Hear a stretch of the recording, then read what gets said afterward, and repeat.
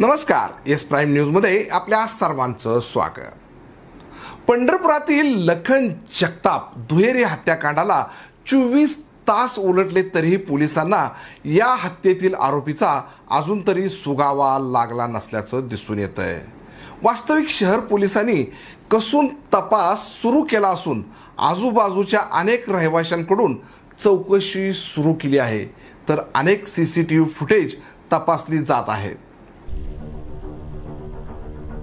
15 जुलै मंगळवार रात्रीचे 10 वाजण्याच्या सुमारास पंढरपुरातील कुंभार गल्ली परिसरात असणाऱ्या शिंदे नाईक नगरमध्ये राहणाऱ्या लखन जगताप या डिलिव्हरी बॉयच्या घरात घुसून अज्ञात मारेकऱ्यांनी धारदार हत्याराने लखन जगताप आणि त्याची आई सुरेखा जगताप यांची निर्गुण हत्या केल्याची घटना घडली होती। मात्र मारेकऱ्यांनी घटनास्थळी कोणताही पुरावा न सोडता पळून जाण्यात यशस्वी झाले होते। वास्तविक हा परिसर रात्रीच्या वेळी अगदी निर्मनुष्य असल्याने समोरच मोकळे मैदान आणि अंधाराचा गैरफायदा घेत मारेकऱ्यांनी प्री प्लॅन बनवून हे हत्याकांड घडवून आणल्याचं लक्षात येतंय। तसेच या परिसराच्या काही अंतरावरच नदी आणि रेल्वे पूल असल्याने त्यांना पळून जाण्यास मदत झाल्याचं देखील दिसून येतंय।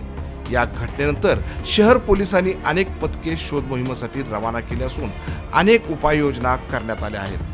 यासाठी अप्पर जिल्हा पोलीस अधीक्षक येऊलकर साहेबांनी घटनास्थळी भेट देऊन योग्य त्या सूचना दिल्या आहेत। मात्र या घटनेवरून मारेकऱ्यांचा कोल्ड माइंड प्लॅन दिसून येतोय, त्यामुळे तपास कामी थोडा उशीर होत असल्याचे समजते।